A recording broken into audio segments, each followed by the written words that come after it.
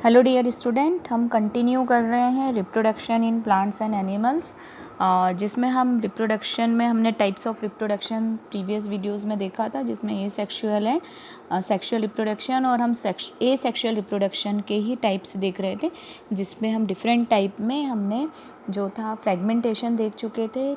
उसके बाद हम वेजिटेटिव प्रोपोगेशन में जो थे उसमें दो तरह के वेजिटेटिव प्रोपोगेशन देखे थे। एक था नेचुरल वेजिटेटिव प्रोपोगेशन और दूसरा है आर्टिफिशियल वेजिटेटिव प्रोपोगेशन। हमारा ये वीडियोस ICSE एंड CBSE दोनों के लिए है। तो आगे हम स्टार्ट कर रहे हैं जो है नेचुरल वेजिटेटिव प्रोपोगेशन को ही। अगर आपने हमारा प्रीवियस वीडियो नहीं देखा है तो आप हमारे चैनल ब्रजेश बागड़ी पे जाके वो वीडियोस देख सकते हैं। अगर आपको हमारे वीडियो पसंद आ रहे हैं तो हमारे चैनल को लाइक, सब्सक्राइब एवं वीडियो को शेयर करें और बेल आइकन प्रेस करें ताकि आपको लेटेस्ट वीडियो की अपडेट मिलती रहे। तो आज हम नेक्स्ट टाइप का स्टार्ट कर रहे हैं वेजिटेटिव प्रोपोगेशन में, जो कि है कॉर्न। हमने राइजोम जो था वो जिंजर में देखा था। अब कॉर्न जो है वो ग्लेडियोलस में होता है। कॉर्न जो है एक थिकन राउंड स्टेम होता है ग्लेडियोलस में। यहाँ पर जो रूट्स रहती हैं वो डेवलप्ड होती हैं कॉर्न के नीचे से, है ना। ये थिकन स्टेम जैसा स्ट्रक्चर होता है। ये देखिए कॉर्न जैसा दिख रहा है ना आपको, ऐसे छोटे छोटे से दाने लाइक स्ट्रक्चर कॉर्न जैसे, है ना। और यहाँ से ये जो है रूट्स जो है इन कॉर्न के बेस से फिर ये रूट्स निकलना स्टार्ट हो जाती है, और इस तरह से वेजिटेटिव इनमें जो है रिप्रोडक्शन होता है।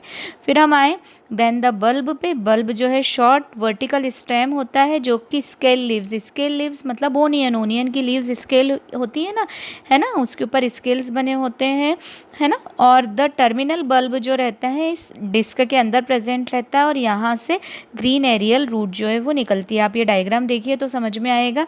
ये जो है ये वाला हिस्सा स्टेम को आगे प्रमोट करता है, और जो नीचे वाला हिस्सा रहता है ना, ये स्केल लीव्स है ना, और जो नीचे वाला हिस्सा रहता है वो बल्ब ऑफ द ओनियन रहता है, और वहाँ से जो है रूट आना स्टार्ट होती हैं। आप नॉर्मली ओनियन को ऐसे पानी में 2-3 दिन रख दो, सिर्फ रूट वाला हिस्सा डुबो के, ऊपर वाला हिस्सा ना डुबे पूरा, नहीं तो ख़राब हो जाएगा।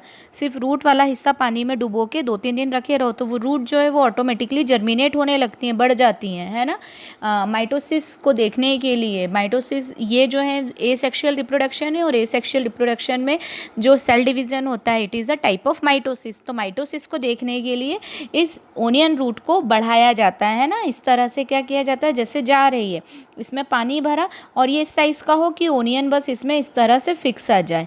ये यहाँ बस जो है इतने पानी में इसकी रूट जो है वो डीप रहे, तो वो क्या होगा, ऑटोमेटिकली 2-3 दिन में ये लॉन्ग हो जाएगी, साइज़ इनका बढ़ जाएगा।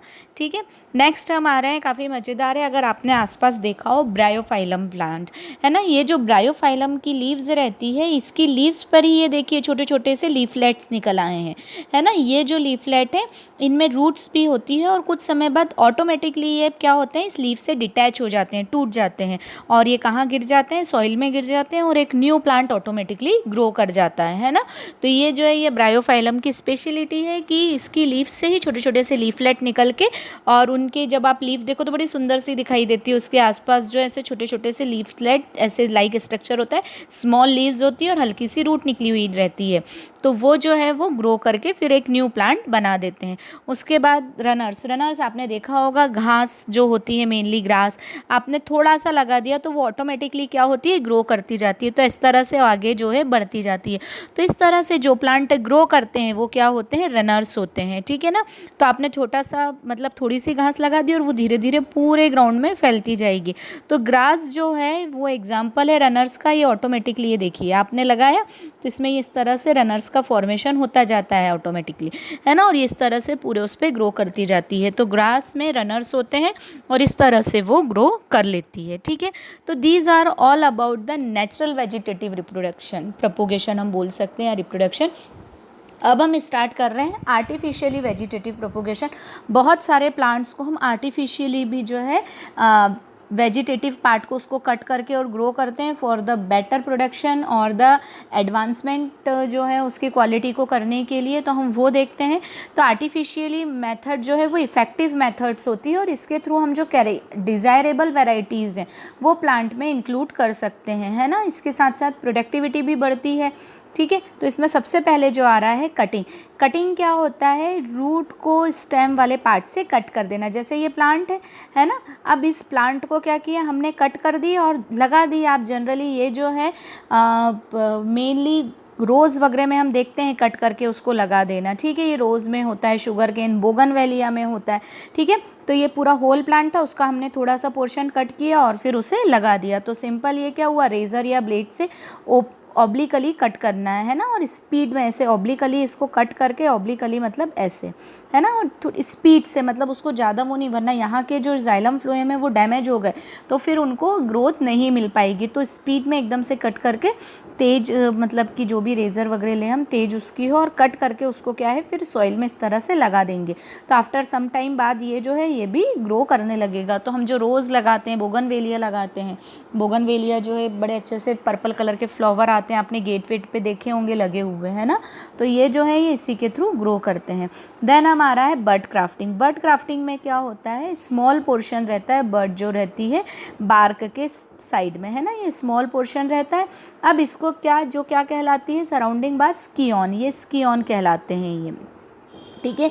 अब यहाँ पर स्टेम से लिए जाते हैं, जो डिज़ायर्ड है उसमें से लिए जाते हैं, और उससे जो डिज़ायर रहता है उसे बोले जाते हैं कल्टीवर, ठीक है। अब यहाँ से इसको निकाल के दूसरे प्लांट पर, जिसको बोला जाता है स्टॉक, तो ये ऊपर वाला स्कियोन हो गया, नीचे वाला स्टॉक हो गया जिस पे लगाना है, और उनको लगा के बिल्कुल टाइटली इस तरह बाउंड कर दिया जाता है, ठीक है ना, टाइट टुगेदर, ठीक है। और वो जब बाउंड हो जाती हैं तो एक दूसरे में वो सबमर्ज्ड होके और इस तरह से ग्रो करने लगती है। तो इससे क्या होता है, propagate various rose and plum cultivator. अलग अलग तरह के जो रोज़ आपने देखे होंगे, एक ही प्लांट पे येलो भी है, रेड भी है, तो इस तरह की मेथड से, बड क्राफ्टिंग से जो है एक ही उस पर काफ़ी सारे तरह की वैरायटी के फ्लावर्स जो हैं वो मिल जाते हैं। तो ये जो यूज़ है ये इसके लिए किया जाता है। देन हमारा है टिश्यू कल्चर। टिश्यू कल्चर जो है मॉडर्न टेक्नोलॉजी है ना, और मेनली जो होती है वो लेबोरेटरी में होती है, मतलब नॉर्मल उसमें नहीं कर सकते हैं, लेबोरेटरी में किया जाता है। अब देखिए होता क्या है, टिश्यू कल्चर ऐसी टेक्नोलॉजी है जिसमें प्लांट का सिर्फ एक टिश्यू जो है वो होल प्लांट को बनाने में कैपेबल होता है। तो जैसे मान लीजिए अब किसी फॉरेन कंट्री में बहुत अच्छा सा प्लांट हमने देखा, पसंद आया, है ना, अब हम उसको अपनी कंट्री में लाना चाह रहे हैं, तो हम पूरा प्लांट तो ला नहीं सकते, वो और किसी मेथड से ग्रो नहीं कर सकता है। तो फिर उसके लिए क्या किया जाता है, टिश्यू कल्चर के थ्रू, हम टेक्नोलॉजी के थ्रू हम उसके सैंपल्स लेके आ सकते हैं, है ना। तो अब इसमें मेनली क्या किया जाता है, एक आइसोलेशन में जो है एक आर्टिफिशियल एनवायरनमेंट दिया जाता है, जिसके थ्रू क्या किया जाता है, प्लांट को ग्रो किया जाता है। तो अब ये इसमें देखिए, जैसे मान लीजिए ये कोई प्लांट है, ठीक है, अब ये प्लांट है, इसकी लीफ का जो है सैंपल टिश्यू तैयार किया, ठीक है। अब ये सैंपल टिश्यू तैयार किया है तो ये मीडियम है जिसमें ये ग्रो करेगा। जब ये ग्रो करेगा और ये पूरा आइसोलेटेड होता है, मतलब क्या होता है, ये मीडियम जो होता है ये बैक्टीरिया के लिए भी बहुत ही, ये कल्चर मीडियम है, कल्चर कहलाता है ये, तो इस काफ़ी न्यूट्रिशियस मीडियम होता है, और इसमें बैक्टीरिया या दूसरे माइक्रो ऑर्गेनिज्म भी बहुत तेज़ी से ग्रो करते हैं। तो इसको पूरी तरह आइसोलेट रखते हैं, बंद रखते हैं। फिर जब हमें ये कैलस, मतलब ये छोटा सा पार्ट निकल आया, तो हम इसे क्या करते हैं, ये इसमें जब ये टेस्ट ट्यूब में ट्रांसफ़र किया और इसमें ये ग्रो होने लगता है, जब लीव्स वगैरह निकल आई तो फिर हम इसे जो है पॉट में लगा देते हैं। हम अगेन इसका, इस कैलस में से भी छोटा सा पार्ट लेके उससे भी अगेन ग्रो कर सकते हैं। तो इस तरह से टिश्यू कल्चर में जो है ग्रोइंग होती है। अब इसमें यहाँ कुछ ये टर्म पढ़ लीजिए, क्या क्या है देख लीजिए। सैंपल जो प्लांट का रहता है वो क्या कहलाता है, एक्सप्लांट कहलाता है। हम जो सैंपल प्लांट लेते हैं it is known as the explant, ठीक है ना। और सिंथेटिक मीडियम में ग्रो किया जाता है, बताया मैंने। अब ये जो एक्सप्लांट रहता है वो अनडिफरेंशिएट मास ऑफ सेल रहता है, जिसे हम बोलते हैं कैलस। हमने बताया ये कैलस, ये एक्सप्लांट था, है ना, और ये जो है ये कैलस में डिवाइड होता गया, मतलब थोड़े दिन में ये ग्रोथ करता गया, तो एक छोटा सा मास जैसा बन जाता है। और ये फिर कैलस जो है इसे ट्रीट करके फिर एक न्यू उसमें लगा दिया जाता है, और जब ये न्यू प्लांट में, तो प्लांट स्लेट्स जो है सॉइल में करके न्यू प्लांट को डेवलप करता है। तो this is all about the tissue culture.